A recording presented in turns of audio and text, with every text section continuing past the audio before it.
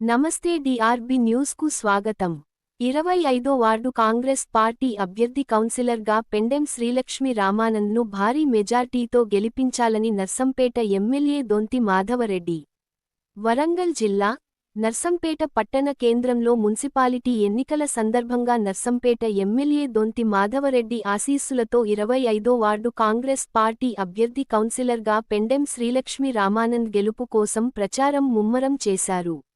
ఈ సందర్భంగా వారు మాట్లాడుతూ 25వ వార్డు కౌన్సిలర్గా గెలిపించి పెండెం శ్రీలక్ష్మి రామానంద్ను చైర్మన్ పదవిలో కూర్చోబెట్టాలని ప్రజలను కోరారు.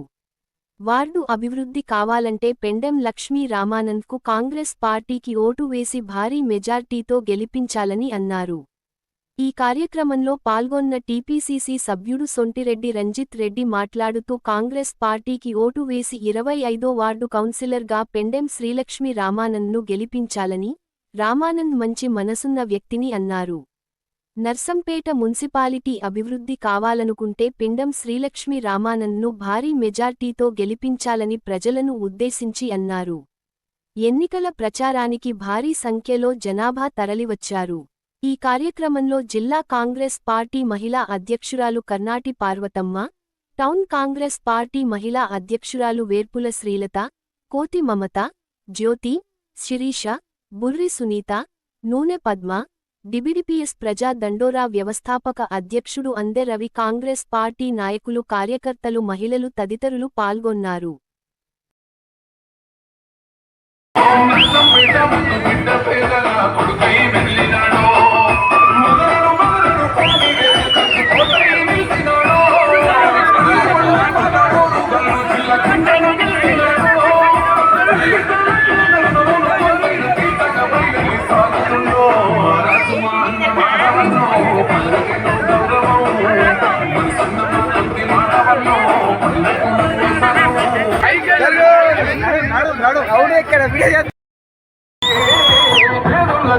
కన్నీళ్లు రాకుండా తాపై నిలిచినదే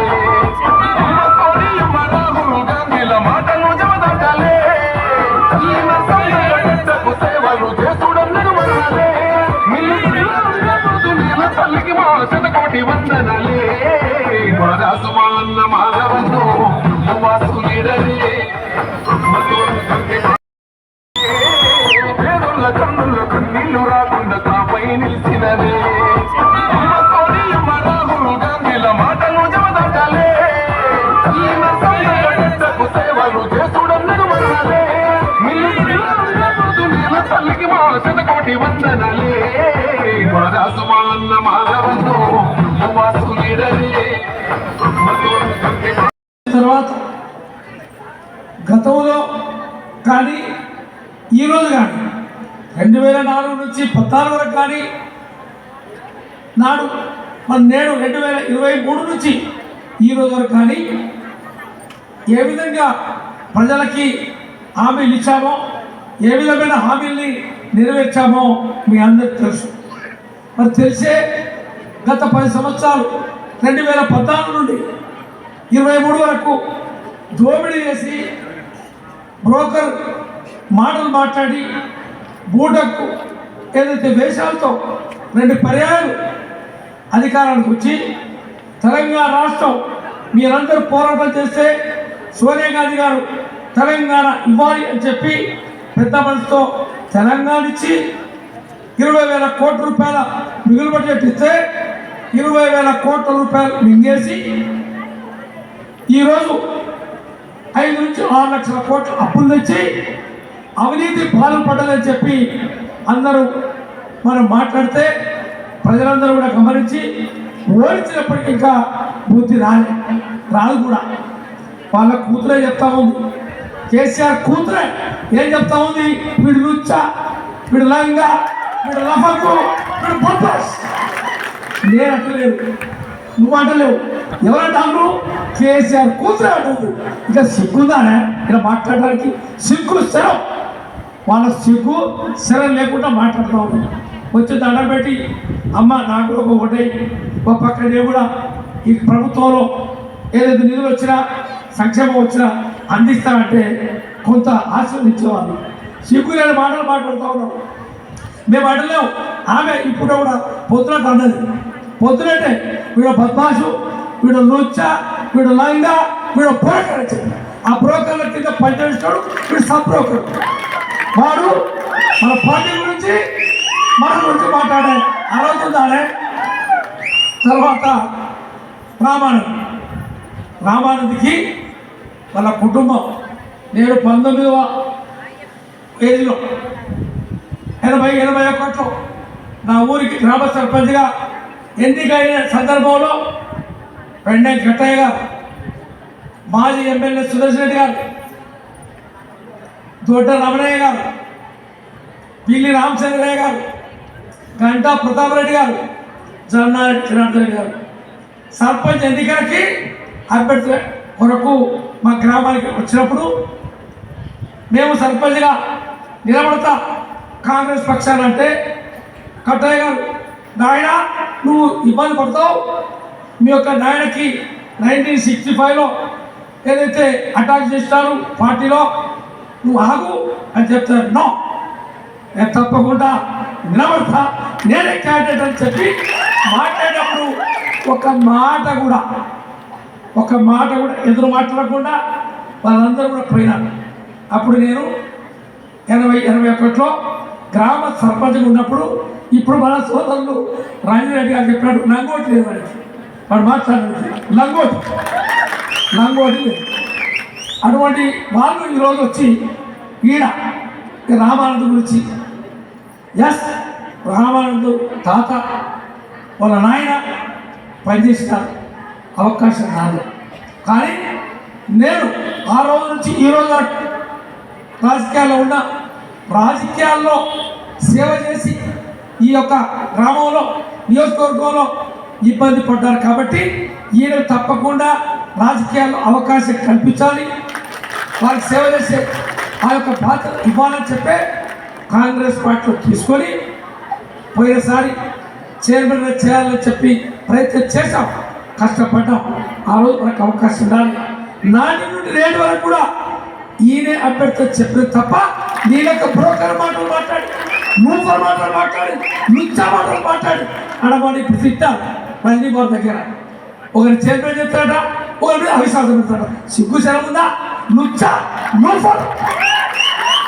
మేము నమ్ముకున్న కార్యకర్తలకి ఏదైతే చెప్పామో అది చేస్తున్నాం, ఏదైతే ఇస్తామన్నామో అదే ఇస్తున్నాం. నీళ్ళకి నూపర్ లుచ్చా మాటలు మాట్లాడే తత్వం కాదు మాధవరెడ్డి. కాబట్టి వాళ్ళ కుటుంబంలోనే శ్రీలక్ష్మి ఈరోజు చైర్మన్ అవుతా ఉంది. మీ యొక్క ఆశీర్వాదంతో మీ యొక్క పూర్తి సంపూర్ణమైన మద్దతు మంచి మనసుతో మీరు ఆశీర్వదిస్తూ ఉన్నారు. తప్పకుండా పెద్ద మెజార్టీతో చైర్మన్ అవుతా ఉంది.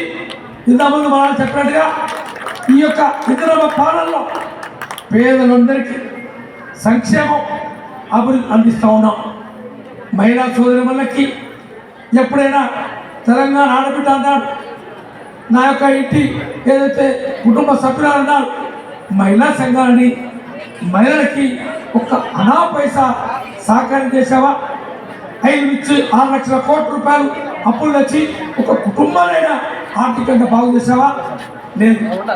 ఆ రోజు కానీ ఈ రోజు కానీ మహిళా సంఘాలకి, మహిళా సంఘంలో ఉండబడే సభ్యులకి ఆనాడు లక్షానికి ఖర్చు చేస్తామన్నాం.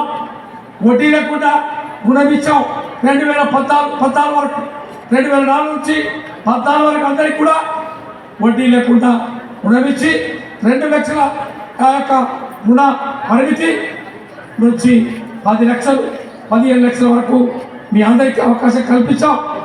ఆ రోజు మరి నేను కూడా వడ్డీ లేకుండా రుణ సౌకర్యం కల్పించాలి, ఈ కుటుంబాన్ని ఆదుకోవాలి, ఈ కుటుంబాలకి ఆర్థికంగా ఇబ్బంది కాకుండా బలోపేతం చేయాలనే లక్ష్యంతో ఈరోజు మళ్ళీ మన ముఖ్యమంత్రి గారు రేవంత్ రెడ్డి గారు ప్రతి ఒక్క మహిళకి కోటీశ్వరాలు చేయాలి అనే లక్ష్యంతో మనం ముందుకుపోతాం. అందులో భాగంగానే వడ్డీ లేకుండా ప్రతి ఒక్కరికి 1 కోటి రూపాయల వ్యాపారం చేసుకునే అర్హత కల్పించాలి అనే నేపథ్యంలో ఈరోజు పోతా ఉన్నాం. ఒక మహిళా సభ్యురాలు 20 లక్షలు 30 లక్షలు 40 లక్షల రూపాయలు బ్యాంకు నుంచి ఆర్థిక సహకారం తీసుకుంటే ఆ యొక్క వడ్డీ ప్రభుత్వమే నేరుగా చెల్లించి ఆ కార్యక్రమం చేయబోతా ఉన్నా. నిన్నగాక మొన్న ఎన్నికల ముందు మన యొక్క సీజన్ క్లబ్లో మహిళా సంఘానికి 1,61,00,000 అని చెప్పి పెండం శ్రీలక్ష్మి రామానంద గారి